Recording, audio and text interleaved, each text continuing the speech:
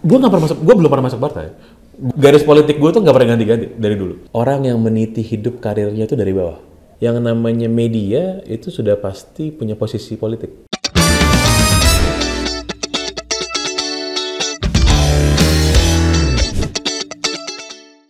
Nah, Gitu ya. officially-nya lu di partai itu kapan? Gue nggak pernah masuk, gue belum pernah masuk partai. Gue sekarang bukan orang partai. Oke. Gue tidak join partai politik manapun. Tapi sekarang gue terlibat dalam pilpres kan, karena gue membantu salah satu calon presiden, gitu. Oke. Nah, kenapa? Pertanyaannya karena gue, ya ini pilihan politik pribadi lah. Gue merasa bahwa ya ini yang paling bener untuk ngurusin Indonesia. Banyak orang yang nanya sama gue, Pang, lo kenapa sih ke sana? Kenapa nggak ke sini? Apa pertimbangannya? Duit kah? Dijanjiin apakah? Enggak sih menurut gue. Jadi lu yang milih apa lu yang dipilih? Gue milih. Oh, Gue yang milih. Dan gini, dan kadang-kadang orang tuh suka merasa, orang tuh apa Dia sih? jubirnya lo pemirsa. Gue salah satu jubir ya. Jadi orang tuh sering punya miskonsepsi soal gimana cara lo join sebuah political campaign, Ya. gitu. Orang tuh selalu merasa bahwa wah enak ya kalau lo join ke sana, lo udah pasti dapat A, B, C, D, gitu kan? Itu hal yang menurut gue tidak tepat. Kenapa? Kalau lo join sebuah political campaign team, yang mau join kan bukan cuma lo doang. Banyak yang mau bantu. Kalau lo merasa mau ke sana gue dapat A, B, C, D, E, orang juga akan mikir, ah ribet gue cari orang lain aja. Kayak gitu kan. Jadi sebenarnya prosesnya tidak sesederhana itu. Gitu. Cuman lagi-lagi kalau gue pertimbangannya tetap ini urusan hati sih sebenarnya. Berarti hati lu sudah memilih nomor ini dari sebelum? Dari dulu. Gue garis politik gue tuh nggak pernah ganti-ganti dari dulu.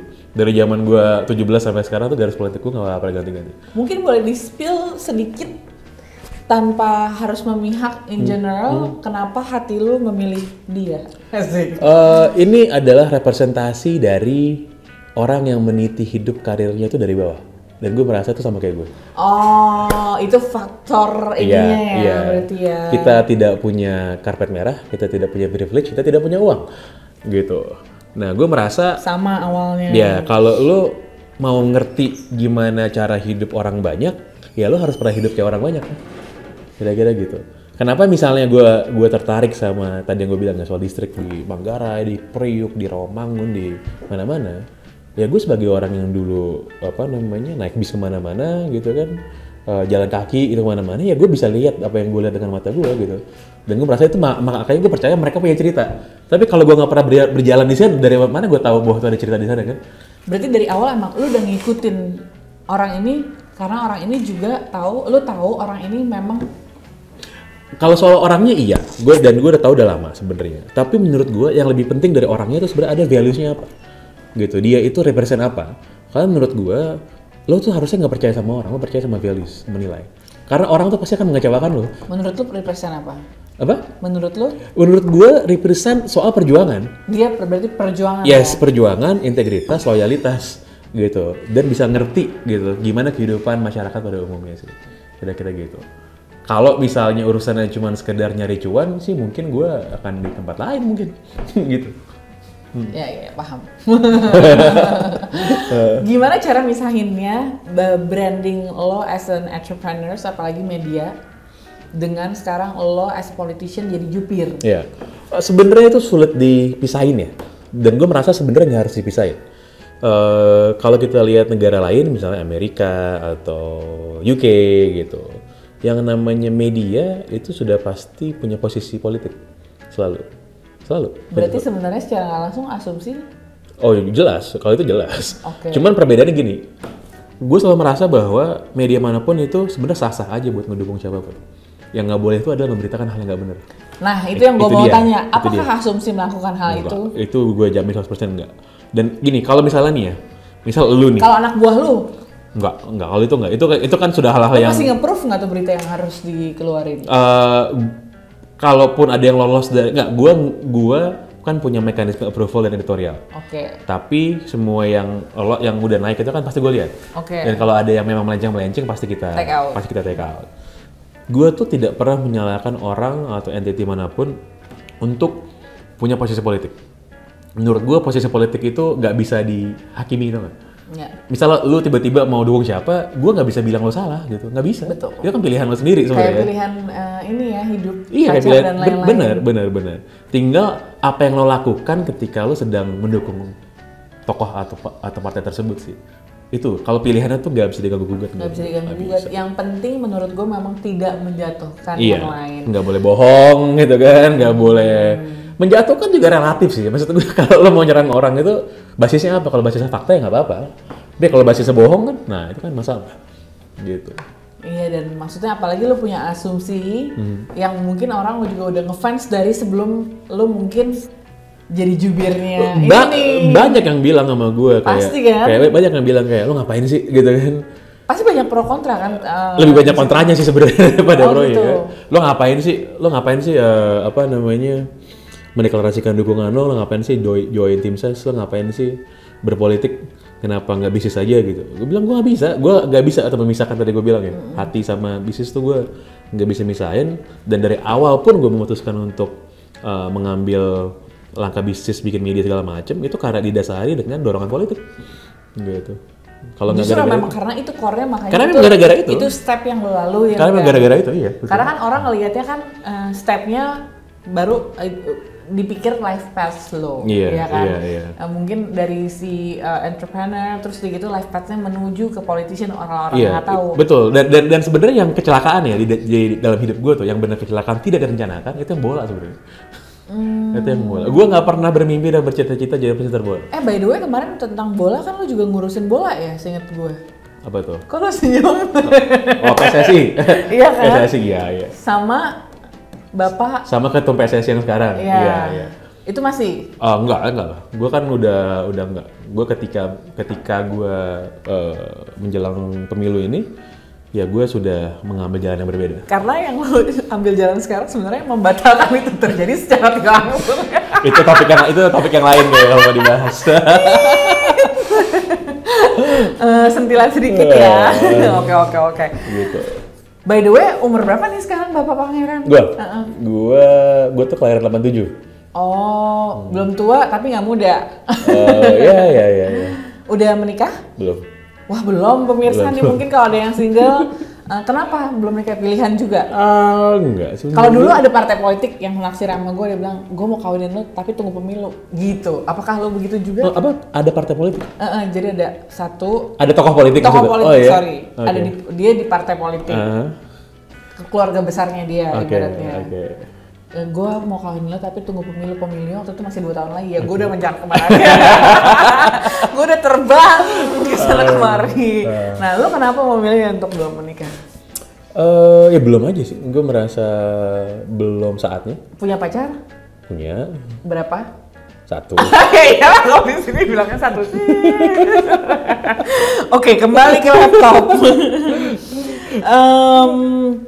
How do you handle criticism on the feedback, especially at the business yang general, ya kan? Yang di media itu secara general, dan si politics itu. Handle kritik ya? Gue kritik selalu gue serap, tapi gue serap apa yang menjadi hal fundamental dalam kritik tersebut. Kalau ada ilmunya, ada masukannya, pasti gue serap. Tapi faktor, kan gini, kalau dikritik kan lo juga merasa diserang kan? Nah, gue tuh berusaha untuk memfilter kritik sebagai sebuah masukan dan kritik sebagai sebuah serangan gitu. Jadi masukannya gue terima, serangannya itu ya udah gue anggap lalu aja. Itu udah kebal juga sih sebenarnya sih ngelihat begituan ya.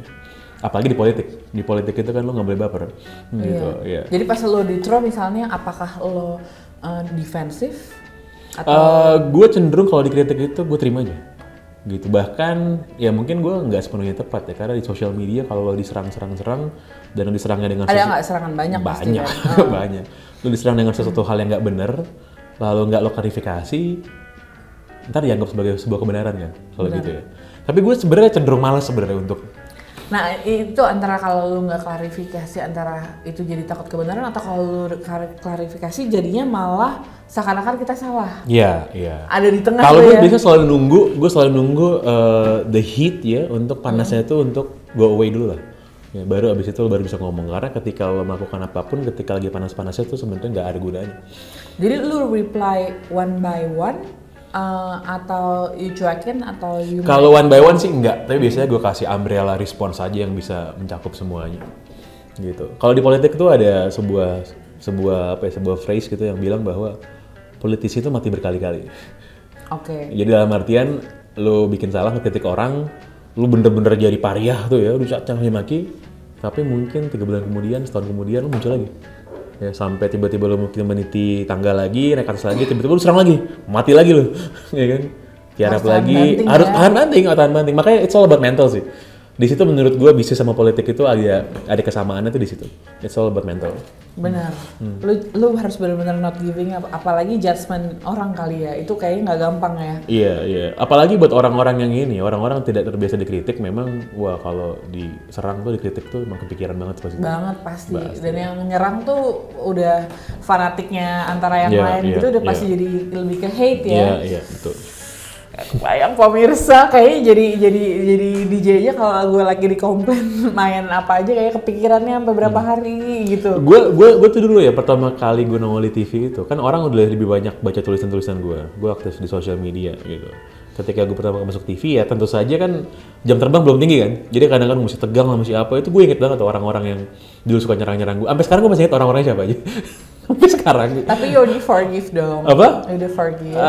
Ya mungkin karena gue gak pernah ketemu orangnya juga ya. Mungkin kalau gue ketemu depan muka gue mungkin gue katain balik kali ya.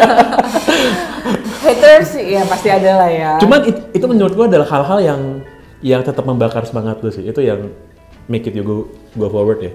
Menurut gue. Ya mungkin gue nggak akan, ya mungkin gue udah memaafin orang-orang juga sih menurut gue. Tapi lo kan nggak akan inget bahwa orang itu pernah ngapain lu kan. Tapi itu yang nyongkel lo ya, justru, which is good ya. Pasti. Karena kalau dicongkel, kalau misalnya lu cuman mikirin ada revenge nggak akan kelar. Tapi ya kan yang penting udah forgive ya mungkin nggak se-align itu. Nah, kalau ngomongin teknologi nih, sekarang kan udah makin canggih, social media udah makin banyak, apalagi lu juga di dunia tech juga. What do you think leverage the technology sama karir lu sekarang? Yang like how do you use social media as in your face, yang bisa jadi general as a human and also supporting people, dan the politics itself? Di era manapun dan di bidang apapun, memang yang akan membuat lompatan yang ini ya, yang eksponensial. Jadi bener lompat itu jauh tuh yang berhubungannya sama teknologi. Gue sebagai orang media, lompatan yang bisa dilakukan ketika zaman gue dulu ya, baru mulai gue adalah generasi pertama mungkin yang memanfaatkan sosial media sebagai sebuah media publikasi dan sebagai media distribusi. Dulu orang nulisnya di koran, di portal berita, gue nulisnya di Twitter gitu. Emang lo udah di situ ya? Di sana. Gue mau bikin itu pertama kali nanyanya ke dia guys, sampai sekarang gue interview dia, gue nanyanya ke dia nih. Kalau nggak ada dia, gue nggak ada di sini untuk bikin YouTube beneran. Orang mau bikin program TV, orang mau bikin program video, orang bikinnya di TV, and then ada YouTube gitu kan. Ketika ada YouTube, tiba-tiba orang mikir, kayaknya kalau gitu kepanjangan deh. Let's make something yang lebih snackable, yang lebih pendek. Muncullah kan short videos, and then itulah bikin kenapa TikTok jadi luar biasa gitu. Jadi selalu ada lompatan-lompatan yang terjadi karena inovasi teknologi. Dan itu pintar-pintar orang untuk melihat momentum sih. Nah, yang berikutnya apa sih yang bisa dilakukan yang terjadi gitu? Yang harus dimanfaatkan semua orang menurut gue. Ya, AI kalau sekarang. Itu pasti AI sih. Gimana caranya AI bisa leveraging your business, your activities di bidang apapun ya. Kalau misalnya di bidang media apa sih? Ya AI kita bisa ngapain? Bikin berita bisa pakai AI. Ya. Atau bikin thumbnail YouTube misalnya kan, ya bisa pakai AI gitu. Bahkan kayak misalnya kalau kampanye nih, politik nih, udah banyak sebenarnya orang yang bikin slogan-slogan kampanye itu pakai AI juga. Jadi pertanyaan lu beberapa dari AI? AI ya. Ya gitu. Jadi gimana cara AI bisa bantuin lo untuk naik kelas di bidang lo masing-masing kan? Bener. Nah itu yang harus di. Gimana caranya lo update and keep up sama all the tech supaya lo fasih? Dengan kesibukan lo ya? Iya. Gue selalu percaya bahwa tren besar teknologi itu paling enggak lo harus ngerti lah. Tanpa mungkin harus lo lakukan. AI sekarang 2-3 tahun lalu kita ngomongin soal kripto, ya sebelumnya mungkin kita ngomongin soal banyak hal lah. Gitu. Menurut gue sih semua orang at least harus ngerti dan harus tahu. Paling enggak lo di permukaan aja gitu. Karena apalagi buat orang kayak gue, orang di media, orang di politik, lo kan harus jadi very generalis kan. Lo harus tahu sedikit hal soal banyak, lo harus tahu sedikit soal banyak hal at least. Kalau yang spesialis kan tahu banyak soal sedikit hal gitu. Nah, di era dimana semua orang sangat versatile kayak sekarang, itu penting banget sih untuk tahu gitu. Kayak gue juga nggak ngerti-ngerti amat soal AI, tapi gue harus tahu bagaimana cara kita bisa leveraging itu buat kerjaan kita kan. Nah, pakainya gitu. ya. Iya. So in every business, ethicalnya yang you prioritize in your businesses biasanya apa? Ethical, kita ngomong soal ethics nih. Ethics adalah satu, tentu saja nggak boleh melanggar hukum udah pasti. Satu ya. Dan gue punya beberapa personal ethical codes yang gue apply. There are certain business yang gue nggak akan dealing with, gitu ya, yang bertentangan sama values gue. I don't wanna name names, tapi kira-kira ada lah kira-kira. Seperti itu. Gue orang yang kalau politically tidak sejalan sama gue akan sulit sebenarnya untuk bisa jalan bareng. Lagi-lagi itu tidak ideal. Kenapa? Karena semua orang bilang, ya lo ambil duitnya aja lah. Kan lo gak usah bikin, tapi nggak ideal. Tapi gue nggak bisa kayak gitu. Sama yang hubungannya sama integrity sih. Gitu. Integrity dalam artian, gue tuh orang yang percaya kalau ngomong A, B, gitu. If you're dealing with talking about 100 juta, ya 100 juta. Jangan kita ngomong 100 juta, lo kasih gue 90, dengan alasan segala macam, padahal 10 juta lo ambil. Bisa aja kayak gitu kan. Gue tuh lebih menghargai keterbukaan sih. Gitu. If you need anything, you just tell me, and then we can do something about it. Dibanding lo sirkus, argumen, segala macam, pada ujung-ujungnya nggak gitu kan. Itu buat gue nggak bisa sih. Dan dalam banyak hal, itu yang sering bikin gue berantem sama orang. Soal itu. Gue nggak kebayang lo berantem gimana? Oh, gue agak kejam kalau berantem. Oke. Gitu ya. Kejam kalau berantem. Gue itu orang yang ini ya, salah satu hal yang gue belajar juga adalah untuk tidak terlalu gampang percaya sama orang sebenarnya. Gitu. I always think the best of people. Karena gue merasa ya udah kalau kita percaya, kita handshake, I believe in you, you believe in me, kan harusnya gitu kan. Tapi ya harus dilakukan. Karena lu begitu. Karena gue begitu. Biasanya orang yang begitu. Karena gue begitu, tapi kan ternyata memang yang benar adalah you begitu. Trust no one, ya, basically you trust no one. Iya sih, trust issue memang agak ini, cuman ya sebenarnya kita tetap harus balik ke trust, cuman kita mungkin bisa lebih hati-hati ya, apalagi di dunia politik. Iya, sama soal ini sih, sama apa namanya soal gue punya banyak mentors ya. Iya. Apalagi di hal-hal yang hubungan sama politik, sama bisnis, tapi lebih banyak yang politik sih. Dan along the way mungkin kita nggak akan sejalan. Kita berbeda pandangan, kita berbeda pilihan. Tapi gue nggak pernah kayaknya. Gue nggak pernah attacking my mentors atau my former mentors even. Karena gue merasa bahwa orang-orang ini itu udah berjasa men-shift pikiran gue. Kalaupun kita beda jalan, ya gue nggak akan trash talking mereka di depan umum lah. Kira-kira gitu. Itu menurut itu one of my ethics gitu. Okay. Menurut gue. Ya lagi-lagi mungkin gak semua orang punya pikiran yang sama ya. Iya. Tapi kalau dari asumsi sendiri as a media, yang value pertama yang lo mau coba kasih ke pembacanya apa? Value yang mau kita kasih? Kita itu ketika kita pertama kali muncul, spirit kita itu adalah kita mendengar semua orang, basically gitu. So yeah, we hear everybody, we wanna make everybody heard. Gitu. Jadi apalagi di awal-awal ya, itu hampir semua kalangan, semua demografi itu pasti kita kasih tempat buat ngomong. Kepikiran tiba-tiba ya, sorry kepotong. Lu tahu kan yang masalah si ibu-ibu yang suka buang comberan ke tetangganya gara-gara itu hits banget kan? Tahu nggak sih? Tahu kan? Yeah. Menurut lu nih, kalau lu jadi si yang punya rumah, lu akan apain itu ibu-ibu? Ya tetap bakal gue ributin sih. Pasti. Dan secara hukum tuh menurut lu gimana sih sebenarnya itu? Ya itu bisa aja diproses. Dia pernah ketangkep kan? Iya. Itu bisa aja diproses sih. Bisa. Cuman gini loh, hal-hal kayak gitu kan ada hal yang harus lo bawa ke ranah hukum, ada yang bisa lo selesaikan secara kekeluargaan ya. Gitu, asumsi pernah naikin beberapa kali berita itu juga ya. Iya. Ya itu ya inilah, ada hal-hal yang nggak usah dikit-dikit ke polisi lah. Kan ada juga yang begituan. Tapi udah di polisi juga nggak kapok-kapok tuh. Iya makanya. Jadi bingung juga kita lihat kan. Ya mungkin gue pindah rumah kali kalau jadi gue kali ya. Ya jadi value-nya lo dari asumsi itu you want everyone to be heard, yang nggak kelihatan, yang di orang-orang itu gitu kan. Mungkin cerita hati si ibu-ibu itu juga yang jadi disemprot terus, orang gue udah beli salah apa gue digituin terus bertahun-tahun gitu kali ya. Itu salah satu yang bikin jadi ngangkat juga kan beritanya sebenarnya asumsi kan. Oke. I see the point.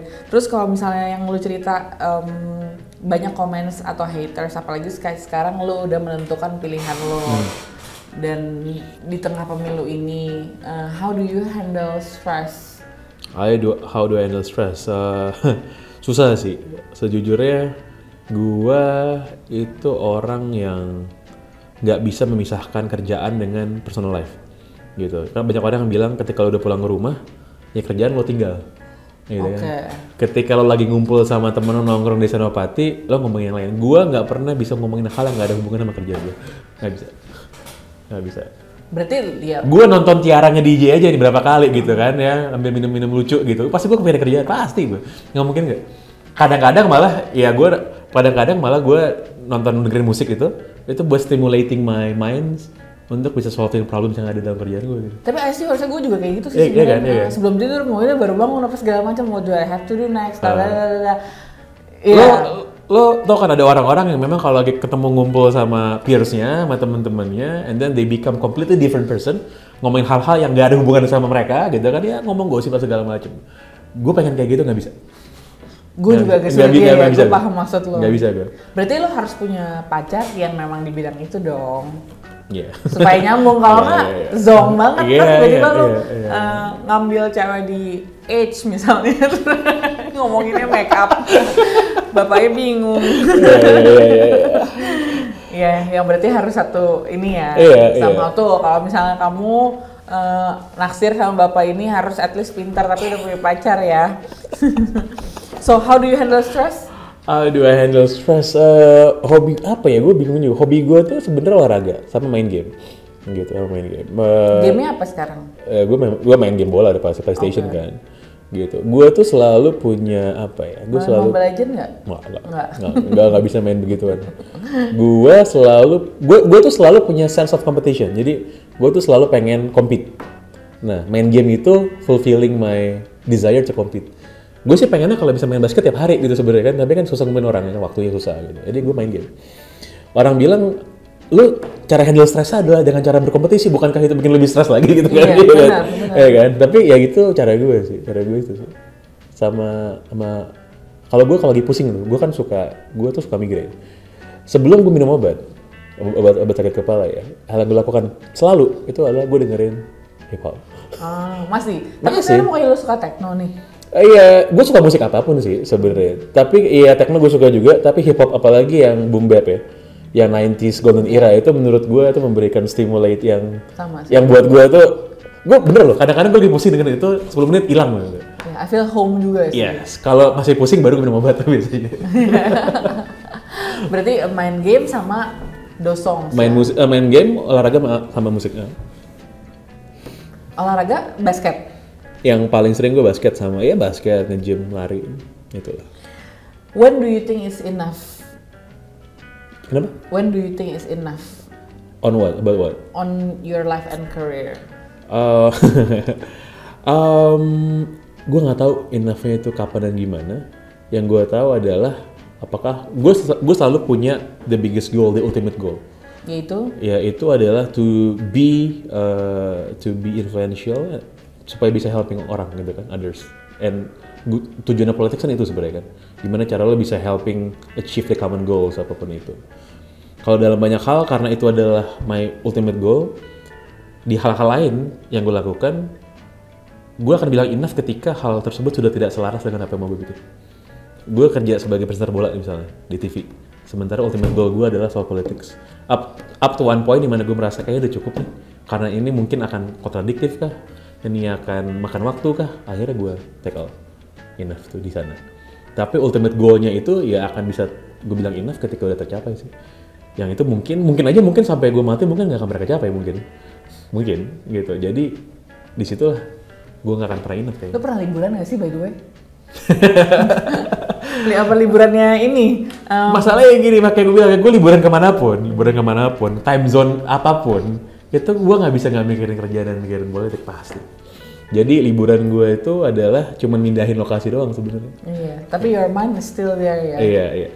Saat dimana gue nggak kepikiran kerjaan tuh cuman ketika gue olahraga. Gitu. Itu kalau gue lagi main basket tuh 2 jam gitu main basket, itu gue beneran kayak lagi transcendental lah. Gitu ya. Kayak in your zone, kayak meditative mind. Iya. It's actually your way of meditation. Iya, tapi kalau gue udah duduk nih kayak gini kan, ada HP, ada minum, segala macam, pasti ujung-ujungnya ngomongin kerjaan lagi. Selalu. Coba belajar untuk istirahat, dan istirahat bukan istirahat ini doang ya, istirahat ini. Iya. Walaupun beberapa orang bilang gue tuh ini sih, beberapa orang bilang gue tuh terlalu chill karena ya ada orang yang suka stay sampai tengah malam apa segala macam. Gue nggak kayak gitu sebenarnya. Cuman ya gitu, gue mungkin bisa ada di rumah, gue mungkin bisa ada di Senopati gitu ya. Tapi kepala gue nggak ada di situ, bisa. Itu sering banget kejadian. Tapi you're quite chill, tapi sebenarnya dalam lu pentium lu gitu terus kayaknya. Iya, di dalam kepala chaos gitu. Iya. Tapi somehow you can convert it into a chill way. Kan ada orang yang pas lagi pusing ya mukanya rautnya gitu terus kan. Tapi kalau lu tetap senyum, padahal sebenarnya ini lagi ngitung rumus nih dalamnya gitu kan. Which is actually kelebihan lo sih menurut gua, apalagi di bidang politik. Jadi semeraut apapun you can still at least poker face it. Because kalau gue percaya, walaupun banyak teman gue tidak sepakat sama gue selalu percaya adalah you don't show your weakness. Oke. Gitu. How about being vulnerable? What's the difference? What do you think? Sama. Ya teman gue tuh banyak yang nggak sepakat sama itu. Emang kayak enggak. Yang bikin lo manusia itu adalah karena lo vulnerable. Ya, karena lo show emotions gitu. Itu yang bikin lo manusia. Dan kadang-kadang itu yang bisa bikin lo lebih peaceful. Gitu. Tapi ya mungkin karena pengalaman hidup gue dan karena jalan hidup gue juga, gue tidak menganggap bahwa hal tersebut menguntungkan buat gue. Even waktu gue merasa vulnerable, even waktu gue merasa weak, we don't project our weakness. How about to yourself? Kalau to yourself when you're alone in the room? Oh itu jelas. Okay. Gue sangat self aware kok. Gue sangat self aware about what I'm good at. Di hal apa gue kurang, apa yang gue nggak bisa, gue sangat self aware. Makanya langkah apapun yang selalu gue bikin itu very much calculated sebenarnya. Gitu. Cuman orang nggak perlu lihat itu. Kalau orang tuh nggak perlu lihat itu. You don't show tapi lo proses kan. Yeah. When you're alone. Kebanyakan orang itu kan punya close friends. Punya inner circle di mana mereka bisa jadi vulnerable. I don't think I have one, but myself menurut gue. Gitu. Or lo udah kebiasaan untuk overcome it kali? Iya. Gue udah terbiasa semuanya ditanggung sendiri sih. Jadi, dan kayaknya nggak tahu ya sehat apa enggak ya. Mungkin itu akan burdening my mental in the future. Tapi so far sih bisa-bisa aja. Iya, it will attack biasanya ke self love sama self worth. Biasanya. Iya. At least diproses. Diproses. Entah jadi sports juga bisa, itu salah satu sports. Oh iya benar. Salah satu pelampiasannya ke sana lah. Iya. Bisa jadi tears. Bisa juga sendiri. Bisa jadi teriak dalam bantal. Iya. Pengennya jadi duit gimana caranya ya? Kayak Taylor Swift gitu loh, maksud gue. Oh ya, jadi bisa. Itu kan true music. Exactly, makanya. Lu harus nge-rap lagi. Makanya gue bilang sama Tiara gue gimana cara nge-DJ gue bilang. Sebenarnya nge-rap itu juga salah satu pelampiasan. Oh iya. Jadi sangat. Lu nulis, terus lu keluarin semuanya. Banget. Ya kan? Mungkin mau nge-rap lagi siapa yang... boleh. Ntar kapan-kapan gue nge-live PA-in Tiara. Bener ya? Iya. Oke, terus share valuable lessons so far dari lo udah dari jurnalis terus ke entrepreneur terus ke politics. Dari apa ya yang belum gue sebut tadi, mungkin yang bisa gue share adalah soal believe in yourself sih. Menurut gue believe in yourself itu apalagi buat orang-orang yang mungkin keadaannya nggak begitu ideal ya. Dan lo harus you should be faithful to your dreams. Kalau orang yang nggak tahu dreamsnya apa? Ya itu harus di-decide sih. Itu kasihan menurut gue kalau orang nggak tahu dreamsnya apa. Tapi menurut banyak gue, loh. Banyak. Tapi if you already have dreams, you should be faithful and you should be loyal to your dreams. How to know your dreams? Kenapa? How to know your dreams? Gue nggak tahu gimana cara mendefinisikannya. Tapi menurut gue kalau lo selalu mikirin itu, lo selalu kepikiran itu akan hal apapun yang udah lo lakukan tapi lo tetap kembali kepada satu hal itu, that's your dream menurut gue. Banyak orang yang suka bohong kepada dirinya sendiri soal cita-citanya gitu kan. Dia pengennya jadi apa, terus merasa gue udah happy di situ, tapi itu berlawanan dengan apa yang dia percayai. Gue tuh dulu sempat give up politics gitu, 2-3 tahun gitu, and then gue pernah tinggal di Bali kan soalnya kan. Terus di sana gue ya udahlah, gue ngurusin bisnis aja, politik kata kasih orang lain gitu. Tapi nggak bisa, itu gue kepikiran terus gitu, bahwa nggak sih my desire gitu, my passion, hal yang bikin gue happy itu adalah ketika I do politics. Akhirnya gue decided untuk balik lagi ke sana kan, and then I find my way untuk bisa back on track gitu. Balik lagi, berarti something that drag you again and again on and on, berarti that's actually your passion and your fire gitu kan? Iya, benar. Oke. Gitu. Sebelum kita mengudahi terakhir nih, lo kan masih muda umur 35, tapi perjalanan kan. Oke, 36. Oh ya, gue 35 beda setahun ya. Oh ini 2024 juga ya, oke. Lu udah memulai karir lu dari umur 20-an kan pastinya kan, dari jurnalis, terus ke TV, sportcaster, newscaster, punya perusahaan, which is nggak gampang juga untuk didirikan sampai 2 kali visi, punya 30 orang karyawan, terus media juga, lo harus keep up with everything, terus-terusan dan banyak banget pasti celahnya. Terus udah gitu sekarang lo bisa sampai jadi jubir politik, kemarin juga lo di bola. And setiap lo ngelakuin tuh yang lo bilang, when you jump, kayak lagunya siapa ya, Black and Yellow, if I do it big, ya kan? True. Iya kan? True. Ada nggak tips yang bisa lo share untuk anak muda zaman sekarang? Nggak usah muda juga, mungkin yang udah tua yang masih bingung mau ngapain juga banyak ya kan? For them to be productive, for them to stay motivated, karena kan misalnya gue lagi berapi-api terus gitu ada yang hantam slow ini dulu ngalah apa segala macam, give up. Nah gimana caranya untuk punya fire and keep motivated dari semua cobaan yang ada? Tadi kalau lo ngomongin Black and Yellow ya, ngomongin Wiz Khalifa di hip hop lagi kan, itu yang bikin gue suka sama hip hop gitu, apapun subgenre-nya, karena ini kan musik dari orang-orang yang sebenarnya termarginalkan kan, ya tersisih dulu. Sekarang sudah jadi multi-billion industry gitu. Through the process.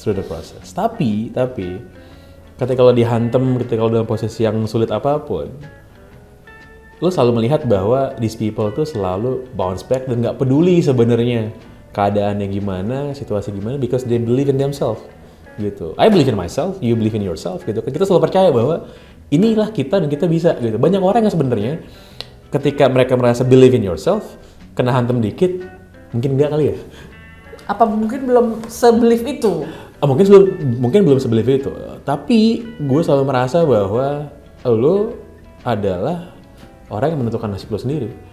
Gitu. Kalau nggak lo siapa? You create your own journey. Yes, kalau nggak lo siapa?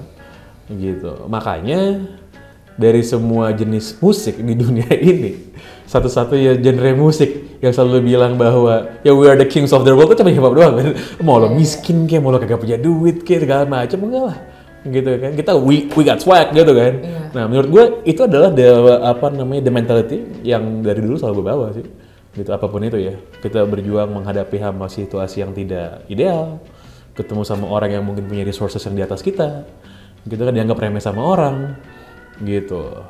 Ini namanya tuh istilahnya apa ya? Lo punya chutzpah, lo punya balls gitu untuk bisa keadaan sulit pun ya lo tetap fight. Karena lo percaya lo bisa dan lo bisa melakukan itu. Sekarang pertanyaannya adalah gimana biar orang bisa percaya, yaitu punya perjalanan masing-masing. Kalau lo nggak percaya sama diri lo sendiri, gimana orang bisa percaya sama lo? Nah, itu betul. So it's actually a very very strong core and it's not that easy juga ya believe in yourself. Yeah. Apalagi dulu kita mungkin inner child-nya berjalannya kurang mulus dengan orang tua yang mungkin comparing, terus ada bulliness pasti di sekolah. Nggak mungkin di sekolah tuh nggak pernah ada yang nggak dibully. Pasti semua orang mau yang ngebully pun dibully, ya kan? Dari situ kan maksudnya kebentuk karakter, how we stay back to ourselves. Karena memang si Lain with Tiara ini emang podcastnya tentang ini sih ujung-ujungnya. That's why gue menghadirkan bintang tamu yang inspiring, tapi sebenarnya core-nya itu balik ke your soul and spirit, which is actually from you is to believe in yourself. Tuh guys, denger. Apalagi di 2024, I see it's actually a lot of things happening ya. Yeah. Kayak 2023 tuh lebih ke kayak pondasi sama ngebuang yang jelek-jelek sisa-sisanya karena lumayan intens juga 2023 untuk lo beneran stay waras. Iya. Pasti semua orang ngerasain karena memang that's the energy. Nah 2004 nih kayaknya tuh mulai fondasi untuk Set By Your Dream. So I wish you good luck with your pilihan. Thank you Tiara. Kapanpun itu pasti kalau hati kan as you said kan pasti akan terbayarkan. Ya kan jeripahnya. And thank you for coming. Thank you and for having inspiring me. every one of us here. Cheers. And see you soon at the party. Maybe after the pemilu. Thank you. Thank you.